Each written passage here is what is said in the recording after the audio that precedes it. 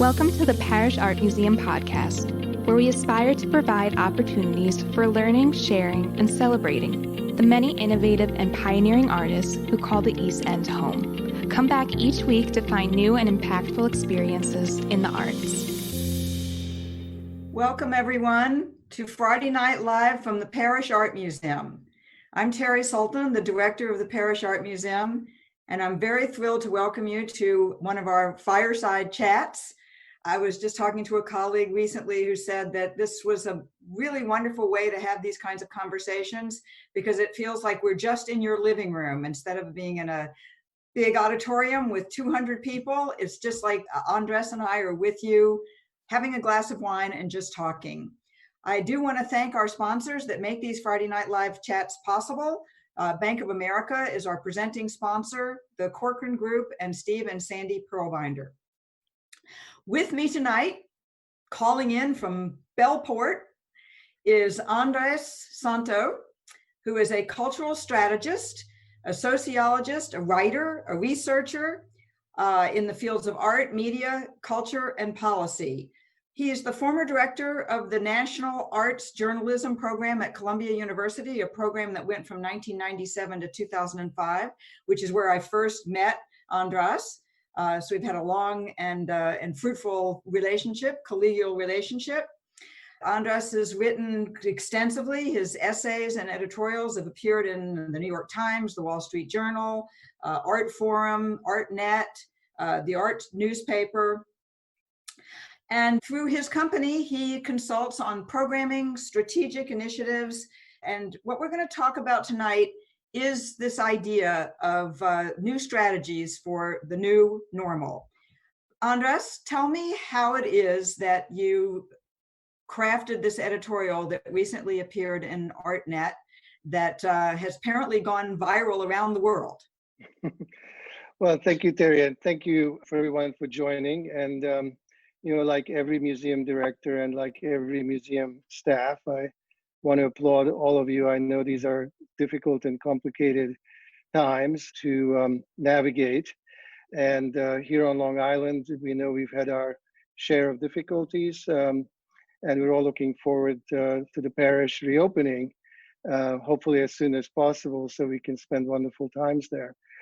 This article, I think, in a way, is an artifact of this moment, not just because it's about this moment, but because of sort of what happened to it. I've been writing for many, many years. I'm not sure anything quite like this has happened before. It actually started with an Instagram post. Like many people, I write a lot on Instagram. In fact, my sons tell me I write ridiculously too much on Instagram. And one day I came upon, in the morning, I opened the New York Times and there was a picture of a disinfectation station. I think it was in Afghanistan, of all places. And it showed a man standing and being spritzed from all sides going through this machine. And my first instinct was that, gosh, this kind of looks like the rain room. It looks like some sort of art installation.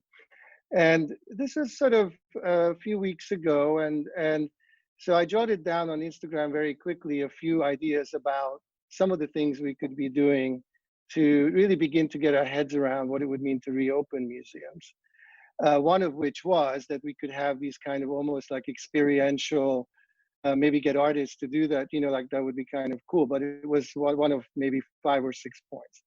And then that went on to LinkedIn, more people saw it, and then good friends at ArtNet called up and said, or rather emailed and said, why don't you turn it into an op-ed? And so I spent the weekend writing up this op-ed and essentially trying to do 3 things in it. 1, explain why it's really important to reopen museums right now. 2, what could be some practical steps we could take? And 3, what does the future hold? And it went out right after Easter weekend, and it just completely caught fire. This is one of several talks that are about to happen. It appeared in Brazil in Portuguese, it appeared in Mexico in Spanish, and I think it probably hit a very fortunate moment when people were kind of ready to start thinking about what it would mean to reopen, and we can get into the details. But I think that in a way, what I wanted to say through all of this is that among many other things, it's a moment when people are really paying attention. There's a lot of conversations happening. I mean, we need to have a lot of conversations. And certainly for someone who occasionally writes, it's really nice that people have taken notice. Well, it's true. I think we've kind of reached the point now where we really want to start talking about what the new normal is going to be for all of us. We've been in lockdown for almost a month, maybe even a little bit more than a month. I think that those of us who work in art museums and all kinds of other cultural institutions, we are engaged in these activities because we really do very much believe that art has the power to transform lives, that cultural institutions are essential to a thriving society. And we want to be able to get back in touch with our communities to start a new kind of dialogue. So the interesting thing is, what is that dialogue going to be? As I don't think it's going to be the same as it was before. And how can we make sure that everybody, staff and the public, feels safe enough and engaged enough to want to start to restart life in a strong way. And in your article, you made some very practical recommendations, which it's interesting. There is something like universal synchrony in the world. All the art museum directors, all the orchestra directors, they're all talking about how are we going to have social distancing and still have an audience? How are we going to communicate with people? What does it mean to be relevant in the society today that's been radically changed from what it was even 6 weeks ago? So aside from the practical suggestions that you made about timed entrances to the museum and ways of social distancing, making sure that we give out masks and stuff like that, you also had some other more strategic and philosophical points to make in that article, which I'd kind of like to talk about too, in terms of community engagement and what kind of staff is going to be the right sort of staff, and what kind of exhibitions and performances are we going to be focusing on. So do you want to talk a little bit about your ideas on that? Yeah, I mean, let's start maybe at the top, at the sort of most meta part of this, which you alluded to a minute ago when you used the word essential. There's a lot of talk today about essential and non-essential institutions or activities. And it really kills me that right now in some parts of America, nail salons and hair salons are opening before museums. I'm not sure it sends the right message. And in fact, one of the goals of this article was to point out, which it did, that we as a field in the last 20, 30 years in particular, have been advocating for a very democratic idea of the museum that is essential to its community. Hasn't always been the case. If you dial back the clock 50 years or 60 years, museums were much more elitist institutions. They were much more academic institutions. And what they claimed was that they're important because they safeguard objects, but they were really not for all of society. I think we have made enormous strides in the last few decades, positioning the museum as an absolutely core civil society institution. So therefore, it seemed to me, and that's the first part of this article, is that if our advocacy for museums is going to be that we're essential, then we better be near the front of the line when things are reopening. I mean, it would be a shame to have the mall reopen before the museum. And unfortunately, I think that is what we're beginning to see. And all the more so because I think as a practical matter, many of our museums are able to physically reopen. I'm not saying it's easy. I'm not saying it's not costly. I'm not saying it's not complicated, but we have a lot of room, unlike many other people. Unlike performing arts institutions, we don't rely on participation a lot of people at the same time. I think if we're honest with ourselves, on many Wednesday mornings, we don't have a heck of a lot of people necessarily in our galleries. So it would seem to me that as a practical problem, it's solvable, but more importantly, as a kind of larger, as you say, philosophical issue, I think it's incredibly important, especially now, if we're going to see museums once again making a strong claim for public dollars, public support foundation support, there seems to me a disconnect between being closed, not being available to people, not being able to provide those benefits, and being essential at the same time. It's one or the other, but it's hard to be both. So that's the sort of big point. I mean, in terms of, and we can come back to that if you would like, but I think in terms of the adaptations, you know, there were sort of three areas that we can, you know, focus on if you'd like, and which I talked about. One was the degree to which the programming of museums is likely to change, at least on the near term. The business model of museums, especially large museums, has been very heavily weighted to temporary exhibitions, including international loans.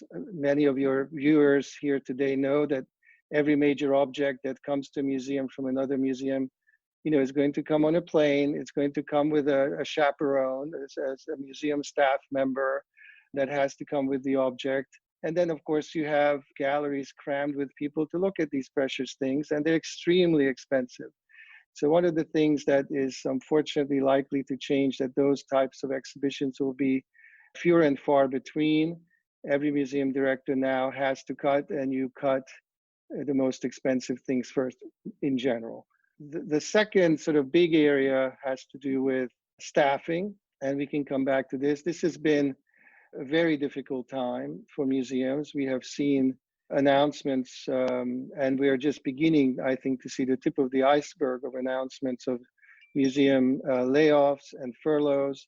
Some of this has been staved off in this country because many museums have been able to apply for temporary support, but it's not going to last forever. So you're going to see another wave, I predict. And so it's like any organization, it will force museums into thinking about different ways of running the organization. It's not something any museum director wants to do, but it's unfortunately inevitable.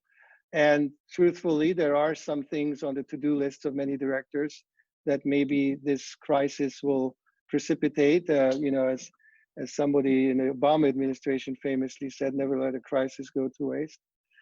And then a third piece, and we can revisit these as we go in our conversation, but a third aspect was perhaps the silver lining in all of this, which is that, you know, situations like this tend to accelerate changes that were already bubbling under the surface.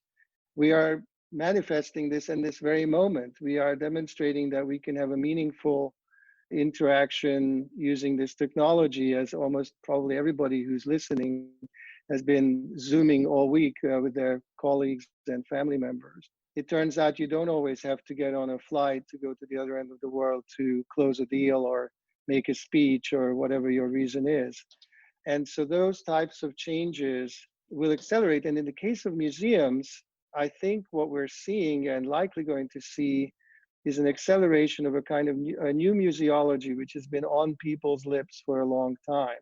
If you're one of those poor people like both of us are who attend a lot of museum conferences, you're going to hear a lot about community engagement and education and diversity and inclusion and outreach and equity and, you know, being present in the community. Wonderful things. You're going to probably hear actually less about objects, because these have been the sort of cutting edge of how museums have been evolving and thinking about themselves. And of course, an epic societal crisis like the current one definitely favors that type of thinking. So very likely, museums will be looking closer in their communities and looking for ways to be vital to those communities. All of which is to say that, you know, crises have an initial stage, which is the painful stage, and that's the stage that we're really experiencing. This is sort of we're in the thick of the war, and there's, you know, bodies on the battlefield. But then afterwards, yesterday, Elizabeth Colbert said on some show, the upside of down is how she called it. There are silver linings in terms of innovation and in terms of coming out of this with sort of our best foot forward. Yeah, I think that, you know, this idea of the new museology is, as you mentioned, it's not new. You know, objects are still going to have a major role in a museum. I mean, that's what we're here for. But I think that the new museology is largely about programming around objects. And you mentioned something in an article that you wrote in 2010 when we were just finishing up with the major 2008 recession. And I want to refer to that back in a second because I have a question to ask you about some of the things that you mentioned in that article. But, you know, this notion of the primacy of the object and how to make it relevant. And also mining of course, we're fortunate to have more than 3,500 objects in our collection that we can mine and find new ways of talking about them. So some things will shift and some things, you know, you might still have the exhibitions that are on view, but the way in which the material is going to be presented and talked about, as you mentioned, it was about, you know, coming up with the compelling storytelling.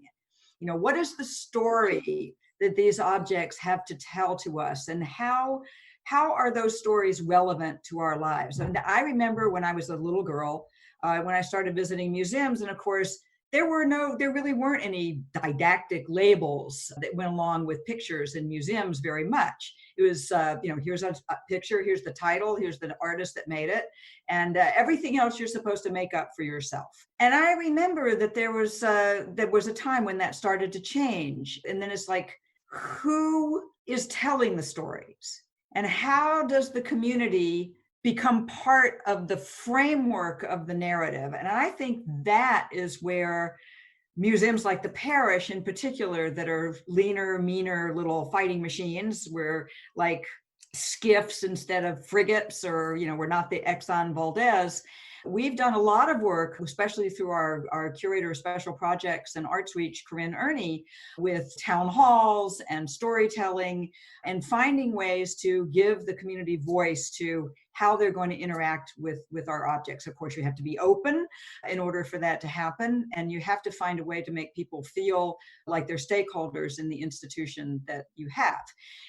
So some of these practical things that we're going to have to do to make people feel physically safe in our buildings could potentially be barriers to the welcoming philosophically of how to be involved with the storytelling of the museum. If you have to wash your hands before you come into the building, put on a mask, perhaps have your temperature taken, find a way to pay your admission without having anybody touch you, how do you mitigate those kinds of activities and then make it so that maybe there's a little bit of stress when you walk into the building, but then somehow the first thing you see is going to help you relax and become part of the story? Well, gosh, there's a lot of things you bring up here. I mean, the first thing I think I would say is my great friend Phil Tinari runs a museum in Beijing.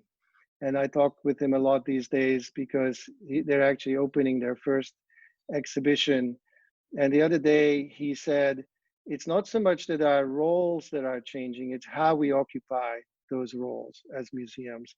And I thought that was a wise way of looking at it. I mean, obviously the heart of the enterprise is objects and art and the ideas around art, but there's an awful lot we can do. And I agree with you that, you know, some of those things would increase what you could call the threshold resistance. The previous owner of Sotheby's, who came out of used to run malls, he had this term threshold resistance. I'm not sure that that will be so detrimental. I mean, and I leave it to my psychiatrist friends to theorize. Sometimes if there's a little bit of a cost to something, if it's a little bit hard to get, sometimes it's even more attractive. I think that what I would say instead is that I actually think that we as a field have already been putting a lot of obstacles between the objects and engagement, sometimes with very good intentions. I have a great friend named Dennis Scholl, who I think you also know, down in Miami. He's a collector, used to be the arts officer of the Knight Foundation. And he tells a great story. Years ago, he went to a big city in the Midwest, which happens to have a beautiful museum designed by some very fancy Swiss architects. And he pulls up in a taxi, and the taxi is driven by a driver who, as they were talking, he realizes, or he learns, it's a recent arrival from Haiti. He just is an immigrant from Haiti. And they pull up in front of this shiny museum, a museum that many people, I'm sure you have, I have, would visit, as we would make a pilgrimage to see this museum. We are very attracted to this shiny architecture. And he asked the driver, have you ever been inside? And the driver says, well, no, that's not a place for me. And Dennis remembers asking him, so how did this guy know it's not for him? Because probably the people who run this museum would love to have him in there. And then he asks the driver, what about the library down the street? Do you ever go to the, oh, well, we are at the library all the time. So what I want to say is that I think that the modes of display and the institutional strategies that we have pursued, which have certainly been very successful in capturing the interests of highly educated, prosperous members of the public, in some cases have been obstacles for a wider audience who didn't necessarily feel that they were culturally or economically entitled. And I would go beyond that as well, that the modes of display, and I don't want to get too technical here, but I'm assuming that anybody who's tuning into a Parrish talk about museum strategy is sort of with us here, that sort of our strategies of display inside the museum, our white boxes, our very spare way of presenting, even though we now have much better storytelling, we have much better catalogs, much better wall labels, but we have these hard concrete floors, and we have white sheetrock, and we put things in glass vitrines, and there's a kind of hush reverent feeling. Some of that can create an estrangement as well.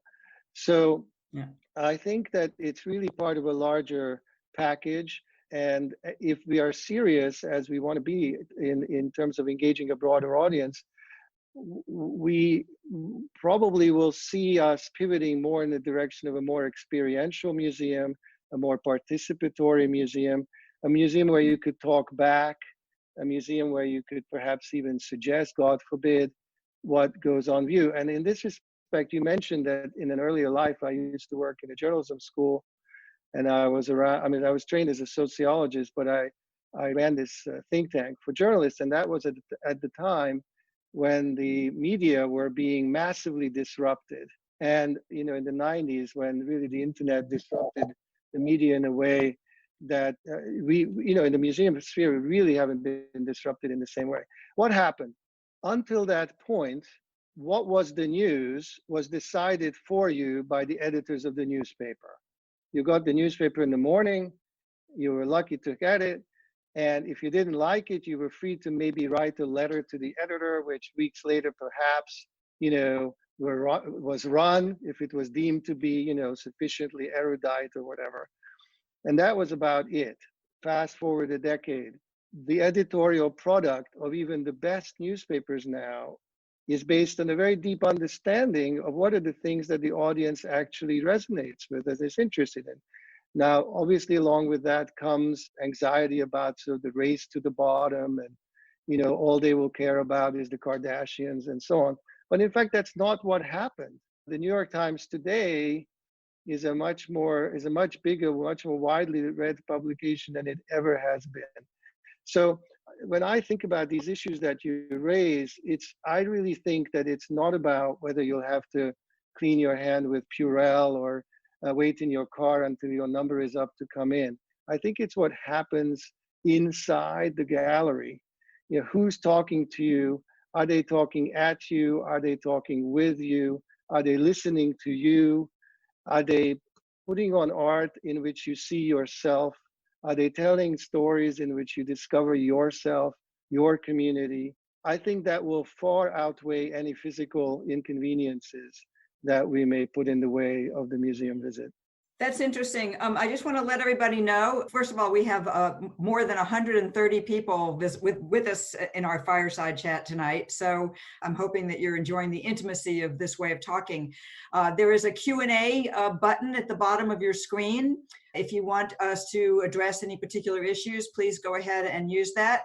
You can also put something in the chat section, because we're looking at both. And actually, one of our first comments came from someone who did mention that as we were talking about ways of connecting the objects to the community, and obviously our education departments, even though we're trying not to silo so much, so that it wouldn't necessarily be just the education department, but it would be everybody that's involved in the staffing of the museum that could help craft these narratives, made the comment that there are several museums that have in fact furloughed or laid off many members of their education staff because they're not open. And so they don't need docents, they don't need, in-gallery speakers as much, and there's only so much you can do online. So I guess to kind of address that issue, let's talk a little bit about education departments versus curatorial departments versus, digital departments. And one of the other things that you mentioned in your editorial has to do with the need to disintegrate the silo and have different voices across even staff to move forward in this new way of connecting objects to the community. Wow, another great, wonderful topic, and the topic of many, many gatherings. I had the great honor for some years to run a kind of think tank for museum directors at the Metropolitan Museum, the Global Museum Leaders Colloquium. And museum directors came from all around the world, and we spent almost 2 weeks together talking very, very, very deep ways about these issues.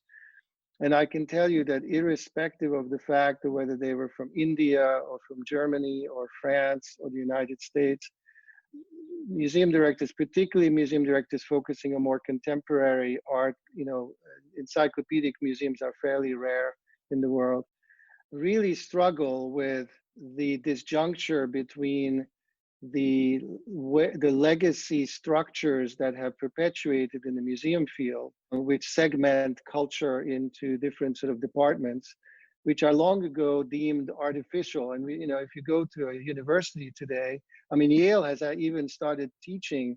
They've suspended their modern art history course. So a lot of these categories of boundaries have been washed away, but they've been sort of preserved, like sort of, in amber in the structures of many museums. And now there are very technical reasons for this. And I will say, museums are very easy targets. They're easy to beat up. It's a little bit like going to a restaurant and, your food comes out and it's like, I don't like it. Well, it's actually really hard to cook well, and it's really hard to run a museum. And there are lots of very technical reasons. If you have, let's say, yes, it is. I can attest to that. And if you happen to have 600,000 objects in your collection, and you have to keep track of them, and you have to know what they are, particularly for those museums that have permanent collections, there's a reason why these departments are there. And it's nonetheless, I think when you ask most directors, what would their wish be? They would like to see more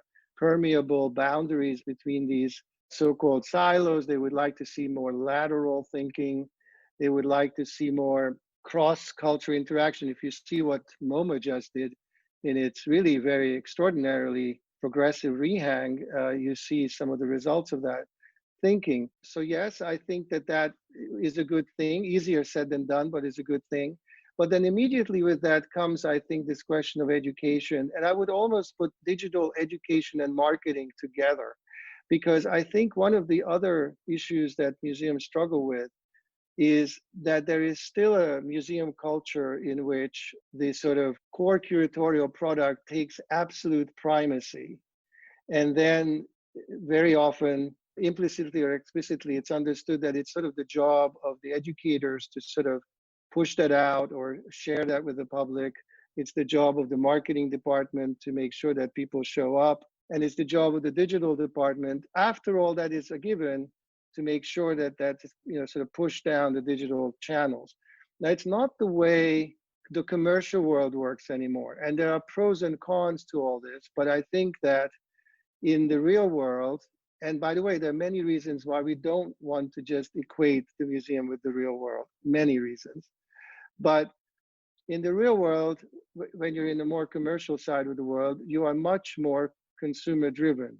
So the idea that whatever you produce will eventually have to find an audience, that it will have to be communicated, that it will have to be explained, that it will have to go viral on social media, those are day one questions. They don't just sort of get layered on, in the second year of a development process of an exhibition, let's say.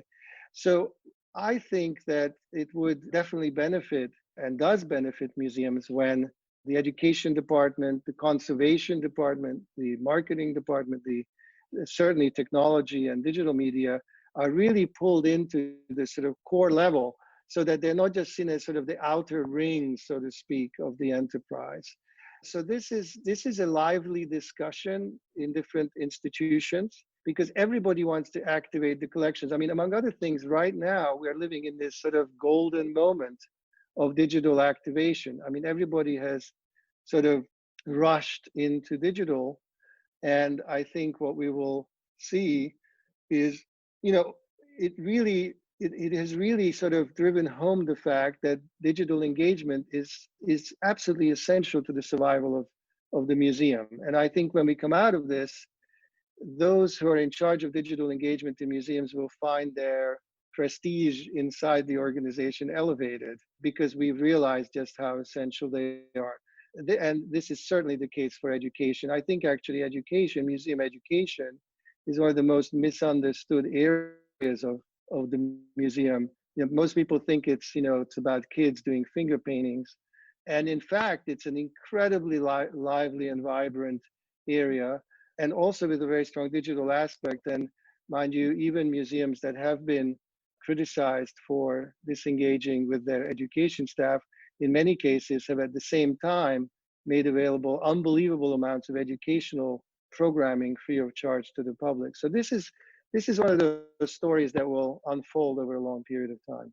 Well, let's go back to this idea of the digital experience versus the lived or real-time experience, because there's been a lot written recently about what is going to happen when the museums reopen, and how are these two worlds going to come together. There's Michael Kaiser wrote an essay recently about the fact that we're probably not doing ourselves a great big favor by making everything free on the internet, because then everybody will feel that there's no real reason to go and actually go into a museum or go to a performance, because they can just sit in their living room in their pajamas and eat popcorn and have the same sort of experience. So yes, I agree with you that these two things are going to have to walk down the aisle together. They're going to have to get married, and they're going to have to stay married forever. But somehow we have to enhance and make sure we expand the appeal Sure. of leaving your house and walking into an institution and having a different kind of experience, which has to do with, if you're standing in a gallery at the Parrish Art Museum and a cloud goes over the sun, the light in the gallery will change, and it changes the way you think about or feel about a work of art you might be seeing. So digital is a two-edged sword for me, in that I know clearly that this is extremely important, and it's a way to reach a very broad audience. I don't know where all of our audience is from, but I think they've signed up from all over the place in the United States and elsewhere.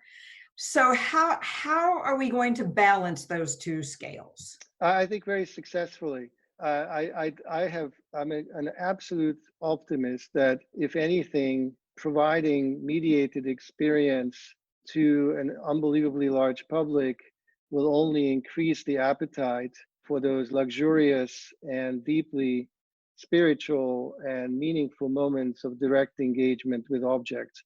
I think we have seen this in every walk of life, that the more widespread the awareness has been, whether it's cuisine or couture or you name it. One of the interesting features of this modern digital life is that it hasn't made those analog experiences extinct. In many ways, it has elevated them in importance, because so many more people are aware of these things. So when a museum has an annual visitation of 500,000, if it's lucky, and it has a digital audience of 5 million, that's a lot of people who ultimately would love to see that painting or that picture. And so I think that's a good thing.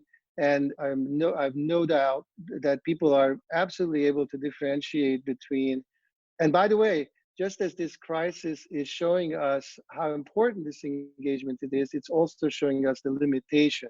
In fact, I think in the fourth line of my article, I said, to simply go digital is kicking the can down the road. We really need, the whole purpose of my article is like, please let us commune with these objects. But I think that overall it's going to benefit us. The other point I would like to make is a point that I wasn't the one who thought of this, but I have a very good friend who's a scientist and a data scientist, and he made the point that, you know, the situation that we have now is sort of what the world looks like when we have to use technology, and what we have is 4G technology. So had this same horrible virus come 10, 15 years ago, we would be in an impossible situation. We would be faxing each other. You know, we would be trying to use the landlines, you know, I don't know, sending each other letters. I'm not sure what we would be doing. Right now, we have 4G. Right now, this is what happens in a 4G world. And I think one of the learnings here is that a very substantial part of our economy has been able to sustain itself. This whole Zoom life with all of its imperfections, and, you know, the way everybody I know seems to just want to fall asleep at the end of the day because it just sort of sucks the energy out of you. Nonetheless, we have it and we're able to conduct our life. 10 years from now, it's a whole different story. That's a 5G or a 6G world. And when people talk about the future of technology in museums, they don't factor that in. The technology you and I are using today is an almost obsolete technology that, you know, 10 years from now, we're going to be talking about meaningful, interactive, virtual reality engagement. We're going to be talking about 3D printed objects to your home, some completely different idea of what digital technology will mean at that time. And I think it will all support our devotion to art and the ideas embodied in art. So we have a lot of questions and comments coming in from our audience. I think maybe we could turn to some of those. First, we have a comment, which I think is actually to your point. What if museums got together and did something like great courses that we could pay for, current exhibitions at X, Y, and Z with a docent taking us around, or a tour of the permanent collection? Some of this stuff is happening, you know, some portion of a large museum. She says, I would pay to go to Paris, Beijing, the Parrish or the Perez. So I think that, you know, that's very much, you know, in line with what you were just talking about, that there are ways to open these doors. Can I just make one quick comment? Sure. You know, you mentioned an article of mine from 2000, and it was written in late 2009, and it was a kind of debrief on the last big crisis. And because we talked earlier this afternoon, you encouraged me to reread that article. And I was really stunned at how parallel that situation was. And then, as now, one of the big discussion points was collaboration.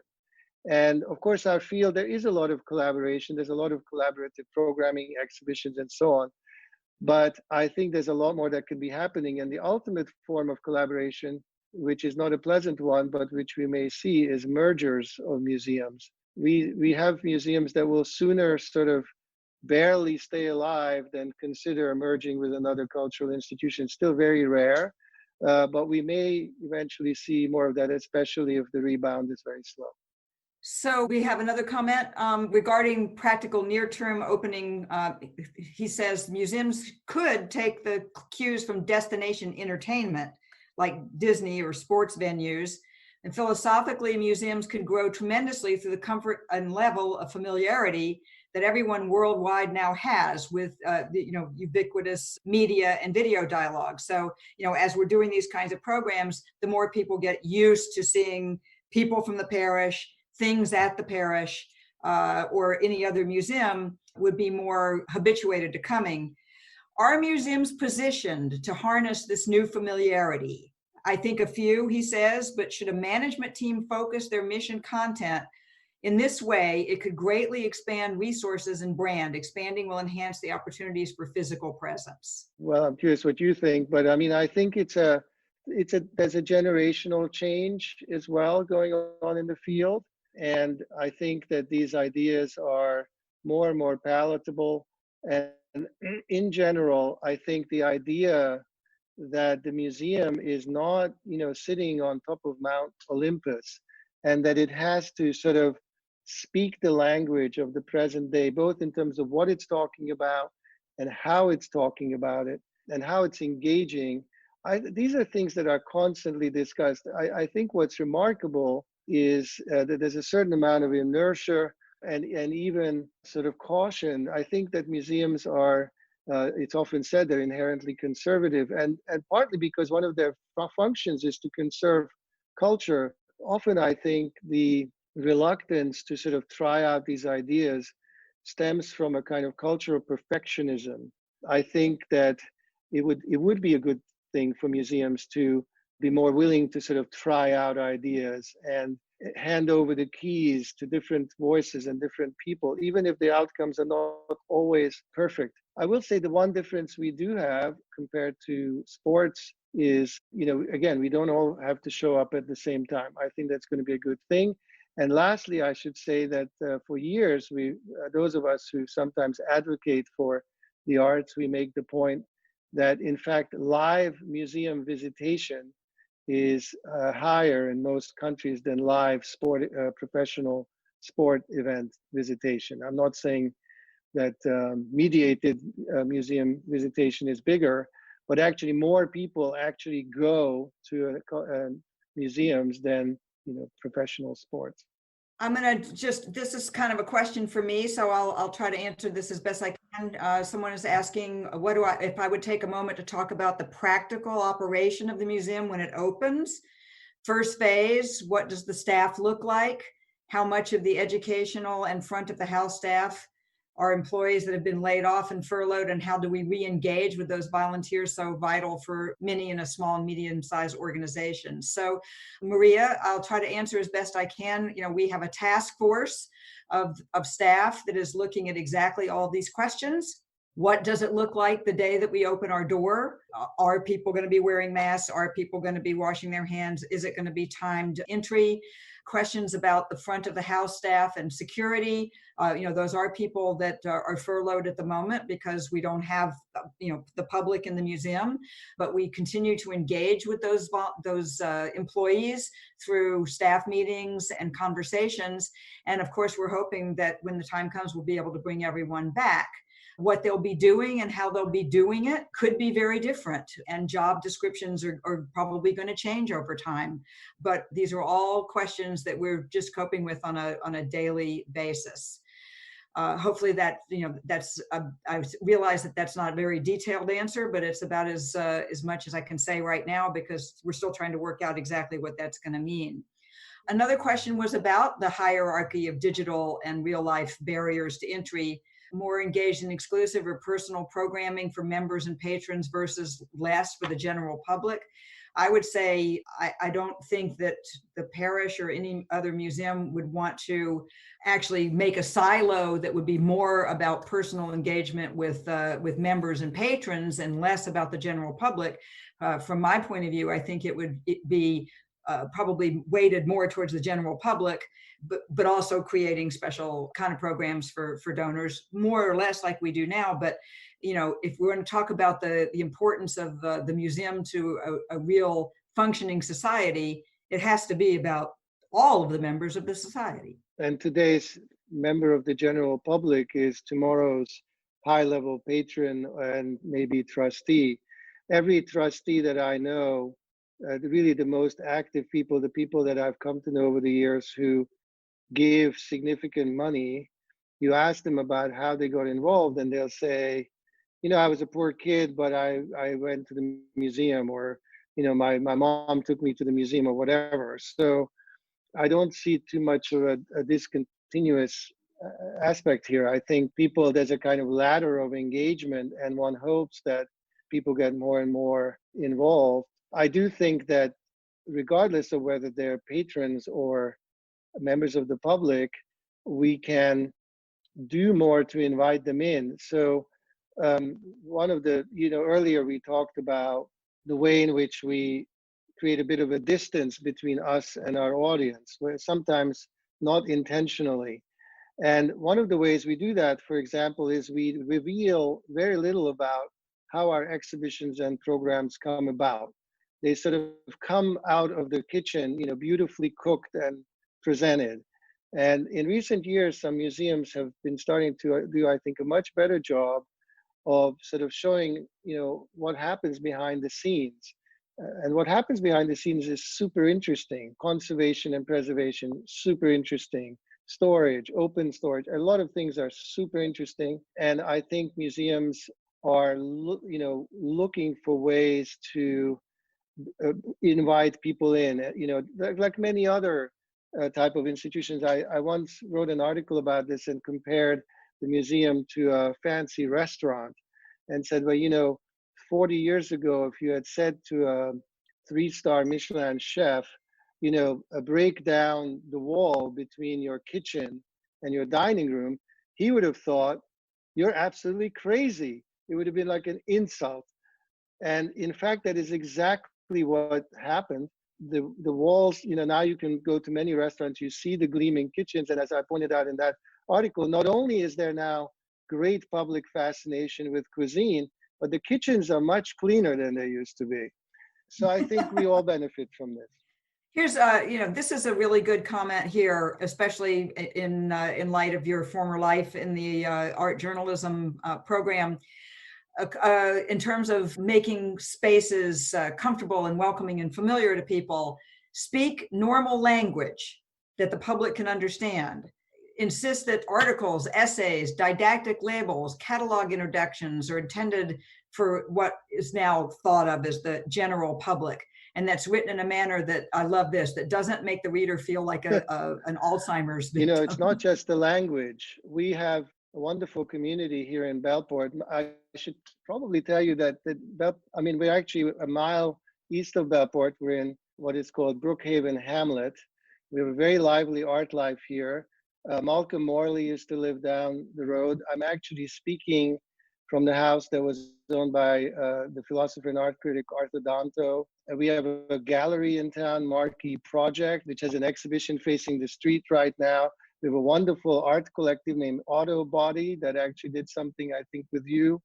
And so we have wonderful neighbors. And one of my neighbors out here is the architect, interior design, and architect Elizabeth Roberts.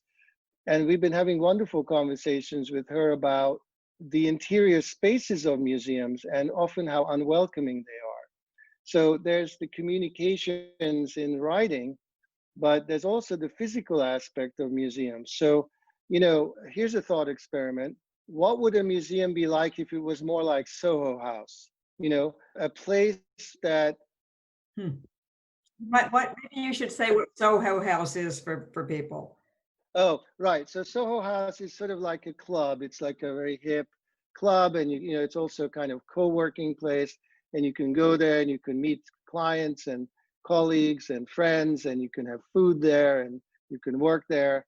And it's a kind of third space. And indeed, in our consulting business, we've in recent years, we've actually talked to some pretty illustrious museums in Europe, and some of which are half empty during the week and have these big spaces. And we said, well, why don't you just have a co-working space here?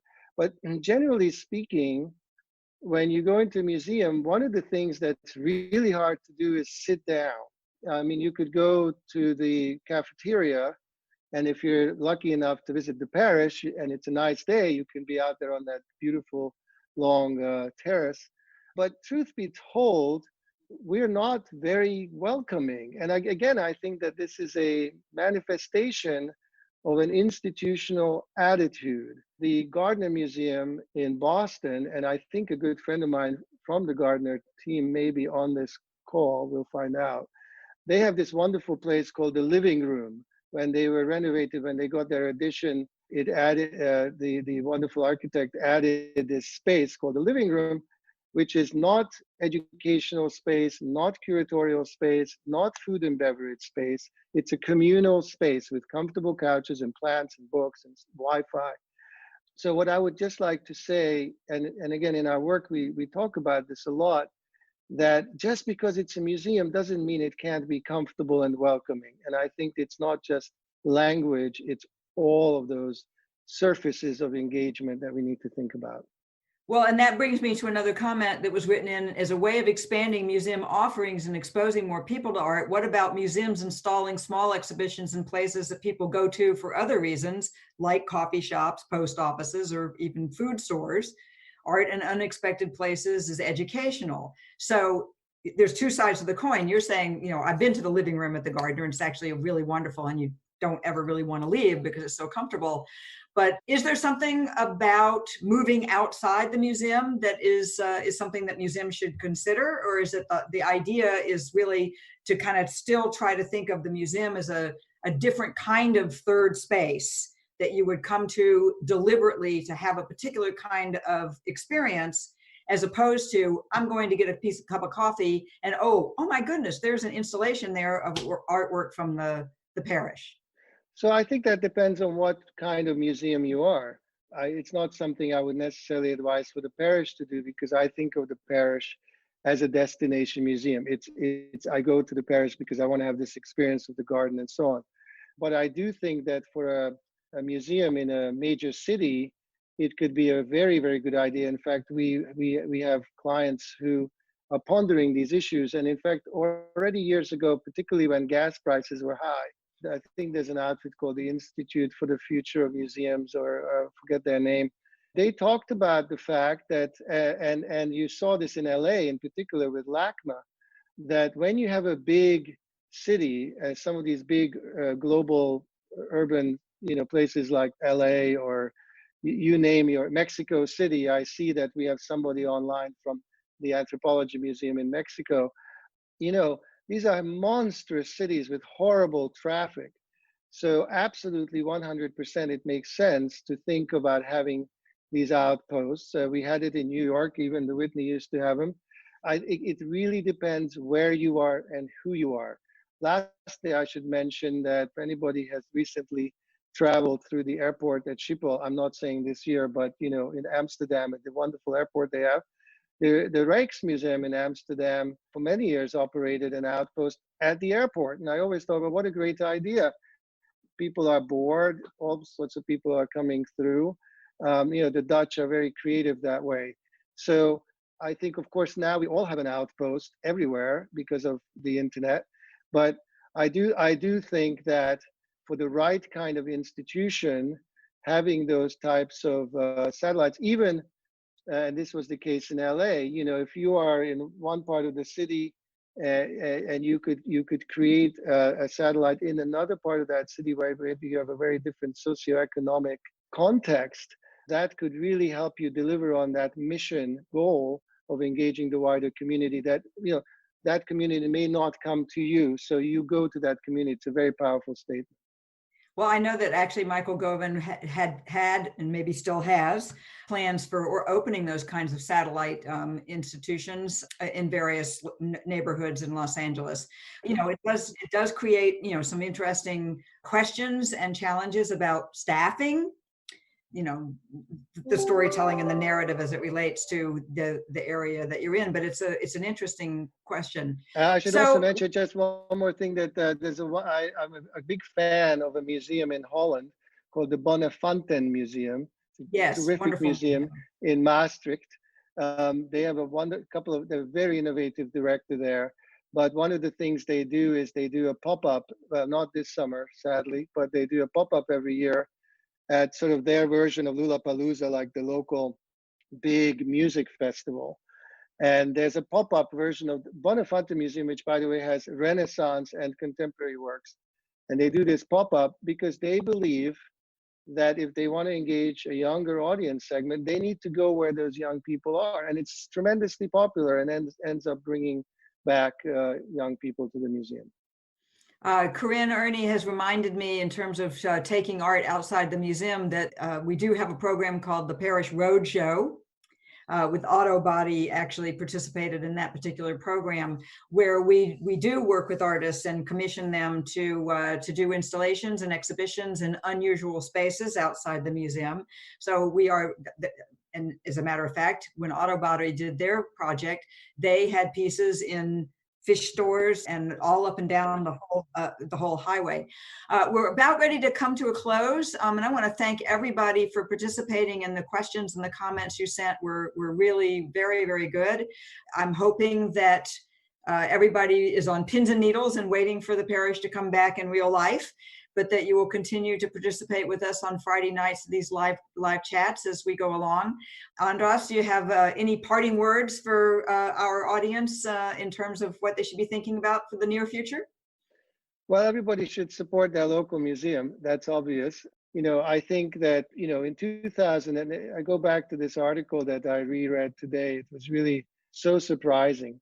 We are going to get through this period, and I do believe very strongly that we are essential, and that there is a more than just an economic, but also I think a kind of mission and ethical imperative to demonstrate our importance to society, and the only true way we can do that is to find a way to reopen as soon as possible. And I also believe that in moments like this, I think this is true in everyone's life, in everyone's family, in everyone's business. You end up focusing on what is essential and important.